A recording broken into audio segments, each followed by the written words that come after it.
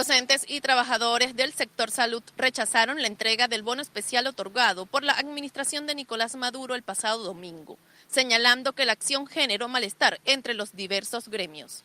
Precisamente esa política de bono del día de ayer colocó un sentimiento de indignación del magisterio, pero hoy también está colocando un sentimiento de indignación de los sectores de trabajadores de salud, que arrancó hoy también con la entrega de ese bono. Decimos, y lo hemos dicho en consigna, no queremos bono, queremos salario que dignifique nuestra carrera docente. El personal administrativo y obrero del sector también denunció que algunos tienen más de un año sin recibir su salario debido a la falta de actualización de las nóminas por parte del Ministerio de Educación. Yo tengo un año trabajando ya y no he recibido pago alguno todavía.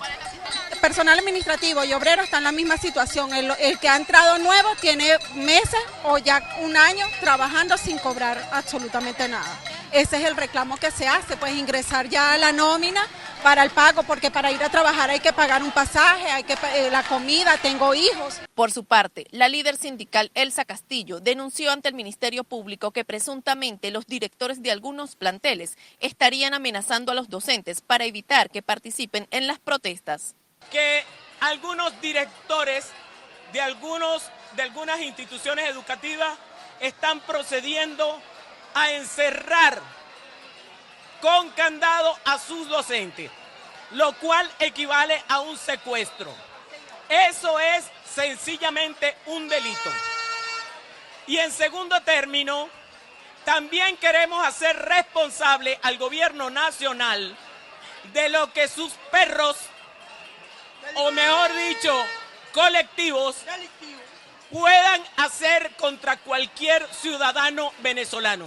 Por último, los trabajadores convocaron a una gran movilización el próximo 23 de enero que partirá desde la puerta de la Universidad Central de Venezuela hasta la sede del Ministerio Público en Parque Carabobo. Y también llamaron a los dirigentes sindicales de todo el país a unirse a la jornada de protestas.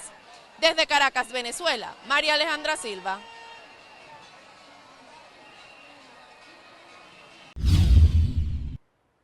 Los hermanos Andrés Felipe y Ramón Emilio Pérez Hoyos aceptaron su responsabilidad en ser quienes entregaron el dinero a Francisco Luis Correa Galeano para que se encargara de los detalles logísticos para el sicariato del fiscal antimafia de Paraguay, Marcelo Pecci, ocurrido el pasado 10 de mayo en Playa Barú, jurisdicción de Cartagena, en el departamento de Bolívar. Ustedes, no otras personas distintas, participaron de manera directa con un aporte trascendental que no era otro que apoyar con todos los insumos criminales, entre ellos el dinero, para acabar con la vida del fiscal paraguayo Marcelo Pecci, con reuniones directas con el señor Francisco Luis Correa Galeano.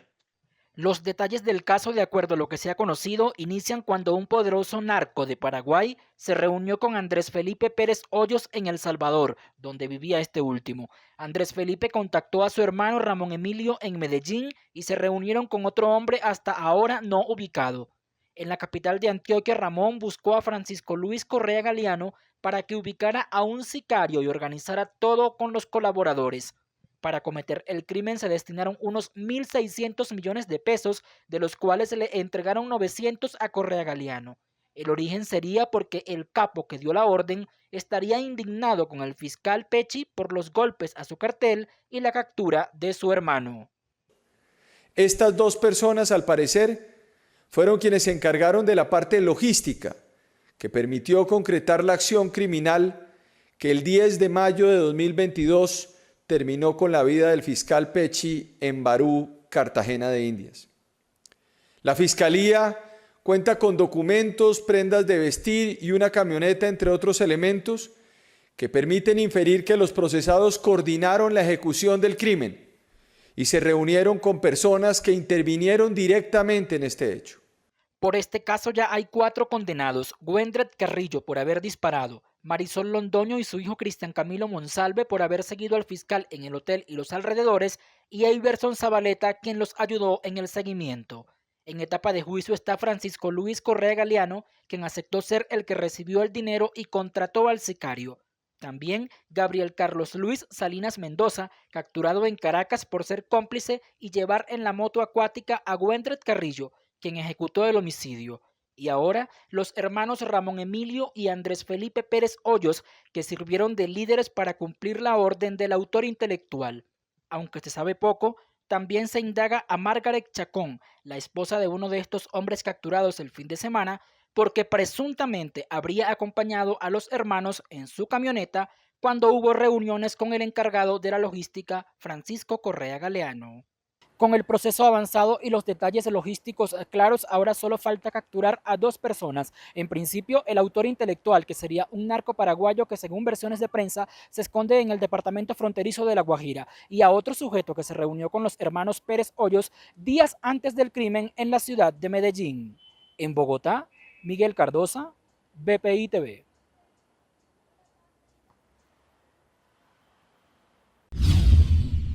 Después de medio siglo, a nivel mundial, se produce la primera estanflación, es decir, una inflación generalizada unida a un bajo crecimiento económico. Así lo señaló la Organización Internacional del Trabajo en su último informe, por lo que el organismo prevé que el empleo a nivel mundial crezca 1% durante el 2023 debido a la desaceleración económica global por factores como la pospandemia o la guerra en Ucrania. Cabe destacar que durante el 2022 aumentó el empleo 2,3%. En Latinoamérica, durante el 2023, la expectativa de aumento es del 0,9%, es decir, 2,9 millones de nuevos puestos de trabajo, mientras que en el año 2022 el incremento fue de 4,9% y en 2021 del 6,4%. El informe de la organización destacó que habrá una estabilización de 22 millones de desempleados en la región durante este año y el siguiente.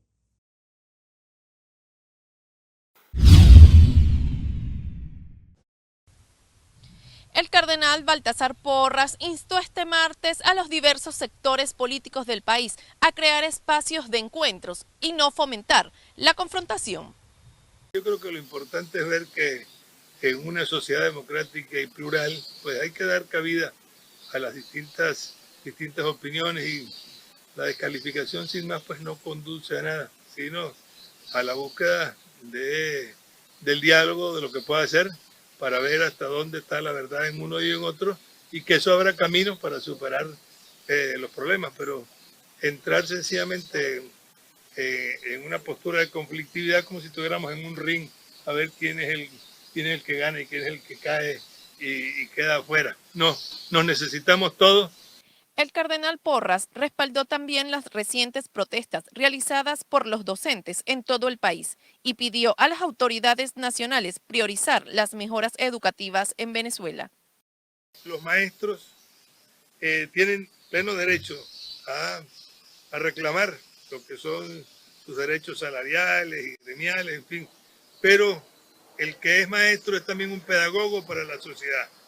Tienen que enseñarnos también desde el aula y más allá desde el aula qué tiene que ser, poniendo qué valores son los que están delante para que en el caso, por ejemplo, de la educación, tanto el gobierno como también la familia y cualquier institución le demos su justo puesto, porque a la educación le damos las migajas de las cosas y en otras cosas sí se gasta pues mucho más.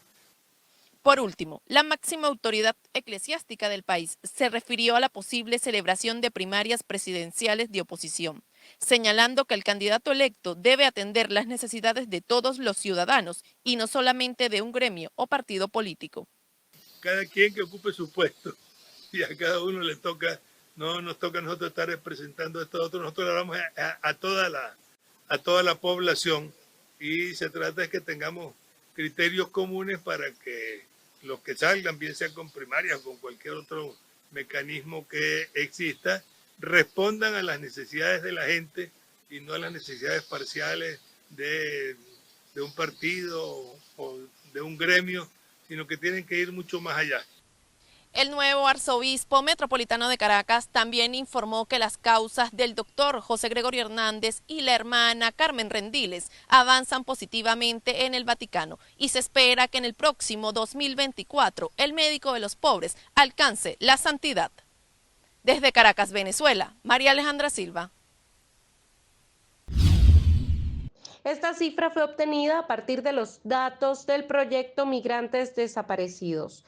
Sin embargo, en un comunicado, la organización afirma que es posiblemente solo una pequeña fracción del verdadero número de vidas que se pierden en esa zona. Asimismo, en el escrito reclamaron el establecimiento de rutas alternativas, seguras, ordenadas y regulares, para evitar que los migrantes estén en situación de vulnerabilidad.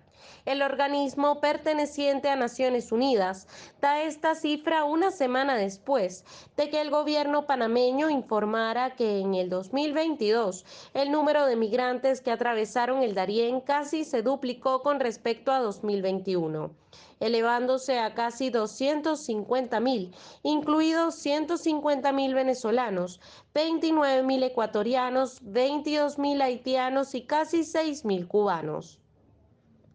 Hay que hacer es llamar a la reflexión a estos señores que con justas razones, seguramente la gran mayoría de ellos salen y están protestando pacíficamente. Pero creo que ya el bloquear carreteras o no permitir que ingresen estos camiones que llevan el gas o el combustible ya sale de la protesta pacífica. Y nosotros, a través de la policía, que están siempre al servicio de la comunidad para poder proteger la salud, pero también para proteger la propiedad privada y del Estado, y que lleguen estos cisternas con combustible y con gas. Estaremos abriendo en las próximas horas las carreteras, pero sí yo quiero llamar a los señores que están tomando estas medidas de protesta al margen de la ley, que es bloquear carreteras. Creo que el derecho de la protesta de ellos, bloqueando carreteras, termina porque el derecho del resto de peruanos, que somos la mayoría, queremos transitar con libertad y no estar siendo coaccionados.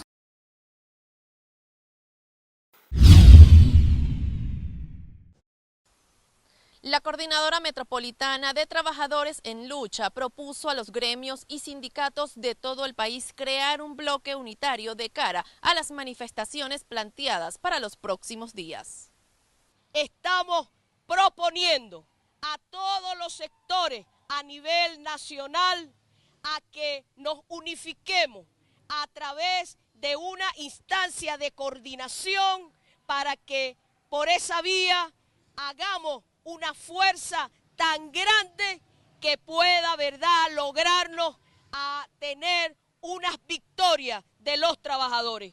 En tercer lugar, también estamos proponiendo a todos los sectores que nos unifiquemos a través de un instrumento llamado pliego de demanda, que el objetivo central sea la defensa del salario y el resto de las conquistas que el mismo patrono y Estado nos ha eliminado. Por su parte, la presidenta del Colegio de Enfermería del Distrito Capital, Ana Rosario Contreras, detalló que el sector salud está exigiendo un salario mínimo de $300 mensuales, así como un incremento anual del mismo. No tenemos indicadores oficiales, todos sabemos que aquí hay un silencio en cuanto a los indicadores económicos, como el boletín epidemiológico en salud, pero de acuerdo al Senda es supera los $300. ¿Qué tiene que hacer Nicolás? Indexar el salario y las pensiones a cómo está el costo de la canasta básica. Que lo quiera pagar en bolívares o lo quiera pagar en dólares, pero debe estar indexado al costo de la canasta básica y no establecer un monto fijo y revisarlo cada año, porque cada año los trabajadores nos vamos a morir de hambre. La profesora Raquel Figueroa también informó que el próximo 26 de enero realizarán un encuentro nacional con dirigentes sindicales con el fin de analizar la propuesta realizada por el sector universitario sobre una nueva contratación colectiva.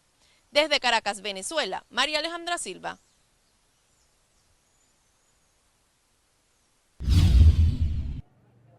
El inicio del segundo ciclo de diálogos entre las delegaciones del gobierno y la guerrilla del ELN se dará a mediados de febrero y no el próximo lunes 23 de enero, como estaba previsto. El anuncio lo dio el integrante de la mesa de conversaciones, José Félix Laforí.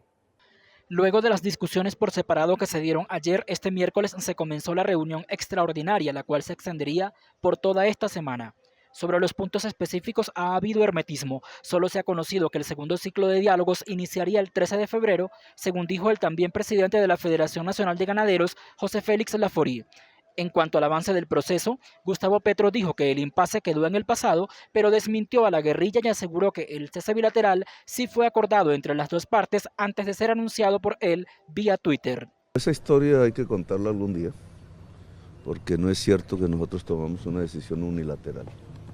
El informe que nos llegó a nosotros era que había una disposición del cese bilateral y por eso lo publicamos, no por otra razón. Pero saber quién cometió el error ya es un asunto ahí complementario. Lo que debe ser central es que la paz de Colombia vaya.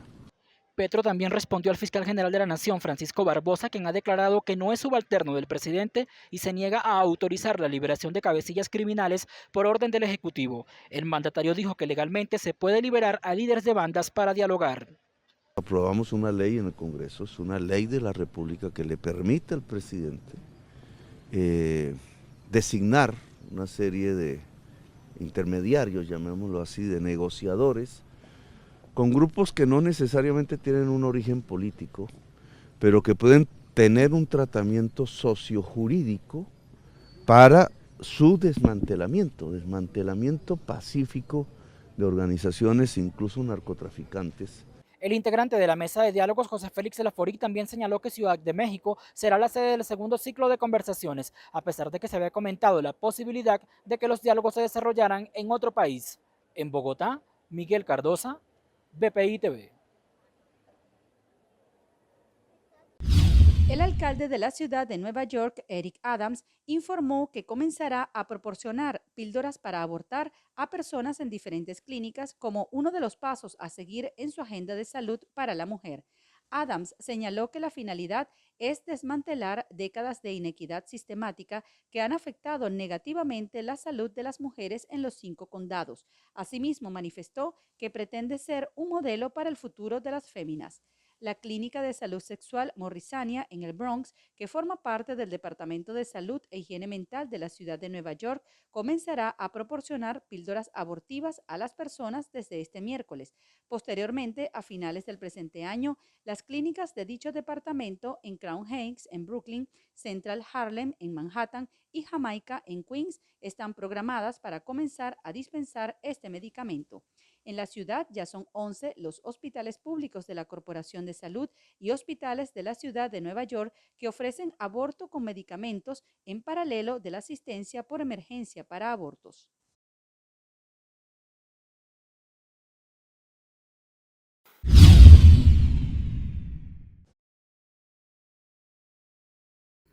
La Oficina de Coordinación de Asuntos Humanitarios de la Organización de Naciones Unidas informó que un total de 2.5 millones de personas recibieron ayuda de algún tipo en Venezuela entre enero y noviembre del 2022.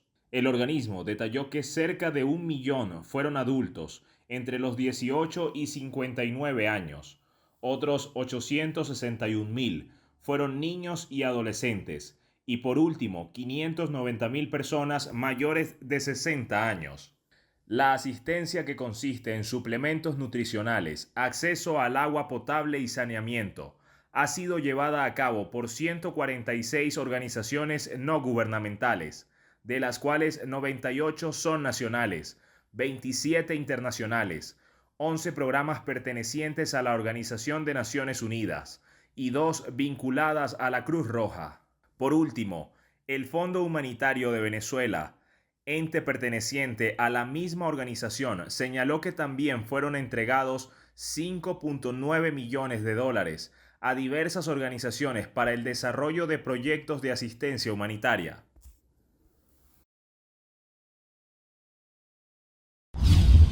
La Unidad Nacional para la Gestión del Riesgo de Desastres ofreció un balance sobre las emergencias naturales registradas en las últimas 24 horas.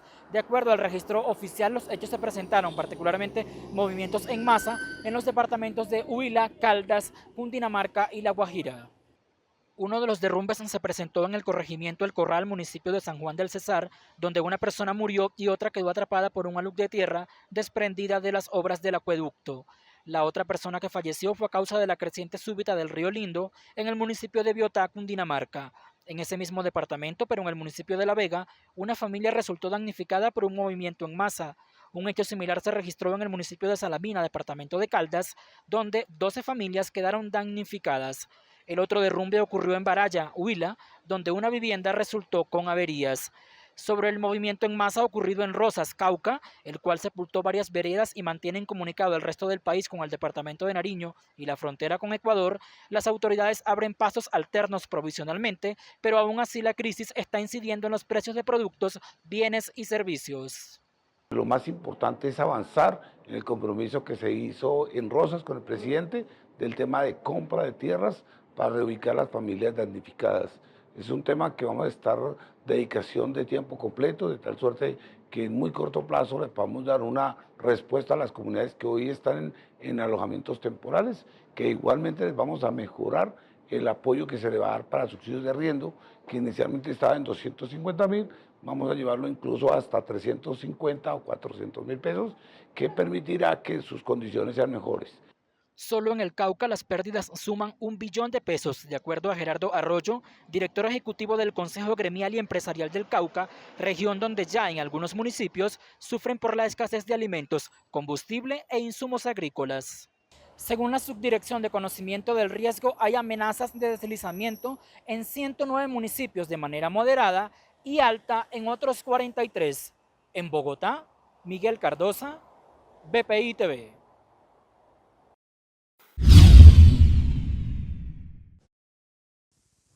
Se cumplen 2 años de la gestión de Joe Biden al frente de la Casa Blanca en medio de desafíos económicos y migratorios, además del escándalo por la no entrega de documentos clasificados. El dirigente demócrata enfrenta un 2023 complicado luego de que su partido perdiera el control de la Cámara de Representantes en las elecciones de medio término.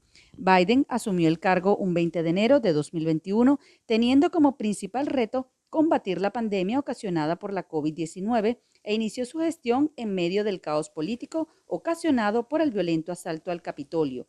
Su primera meta parece haberla logrado y fue vencer al coronavirus. En medio de un fuerte escepticismo ante las vacunas, la administración Biden logró que más del 60% de la población se haya vacunado, aunque más de 680,000 ciudadanos perdieron la vida como consecuencia de la pandemia. El político de 80 años, descalificado por sectores del Partido Republicano, debido a su falta de claridad en varios eventos oficiales, tiene por delante desafíos gigantes que determinarán si estará apto para representar nuevamente a los demócratas en las elecciones de 2024. Los principales retos del gobierno norteamericano son combatir las cifras históricas de inflación, la crisis migratoria, la estabilidad política y minimizar los efectos en su país por la invasión militar rusa en Ucrania.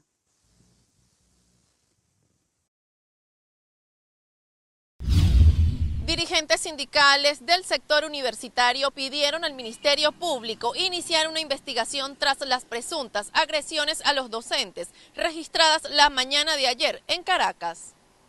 La Fiscalía General de la República no está haciendo lo que debe hacer. No es solamente los acontecimientos de ayer, a los que se han hecho referencia hoy, sino que desde hace tiempo venimos viviendo esa situación. Hace poco salió un grupo mercenario por las redes sociales amenazando a los maestros de Maracay, y eso lo hemos visto constantemente. O sea, hay suficiente material y evidencias como para que el fiscal de la República ordene una investigación y sancionen con todo el peso de la ley a esos delincuentes. El presidente de la Asociación de Profesores de la Universidad Central de Venezuela, Gregorio Afonso, rechazó la presencia de los presuntos grupos que apoyan al sector oficial en las últimas movilizaciones de los trabajadores en el país. Lo primero es que no son colectivos, oficialmente hay que denominarlos como paramilitares y parapoliciales.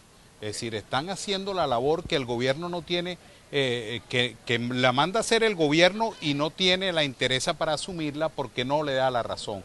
El gobierno sabe que todas estas protestas son legítimas, que su fondo tiene una exigencia y una demanda social, y como no tiene discurso para enfrentarla, y como no puede hacerlo porque ha montado una narrativa del diálogo en todos los espacios, bueno, sustituye la represión oficial por la oficiosa. La oficiosa la hacen estos parapolicías y paramilitares. Por otra parte, el sector universitario convocó a los trabajadores de todos los sectores a una movilización el próximo 23 de enero que partirá desde la Universidad Central de Venezuela.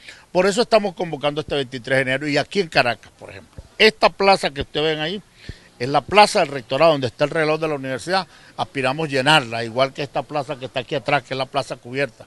Y de aquí saldrá la gran movilización del pueblo caraqueño, de los trabajadores y trabajadoras de Caracas. Esta marcha tiene como primera instancia la Asamblea Nacional.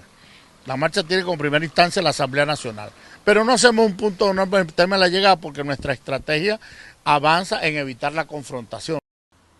Los trabajadores propusieron al sector educación crear el Comité Nacional de Lucha por Salarios Dignos y que estos asuman la dirección del movimiento que continuará exigiendo el cumplimiento del artículo 91 de la Constitución Nacional y el respeto a sus derechos laborales.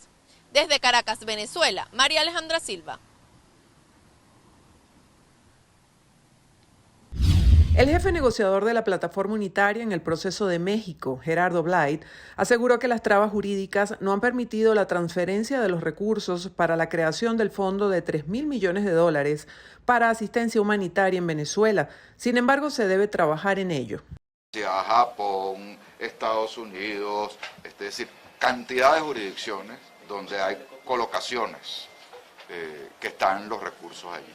Entonces, para cada uno hay que estudiar exactamente cuáles son los problemas, cuál es el estatus jurídico, cómo resolverlo y cómo hacer la transferencia de manera realmente segura. Y además hay que crear el fondo con las Naciones Unidas y hay que resolver los problemas jurídicos y técnicos de la creación de ese fondo.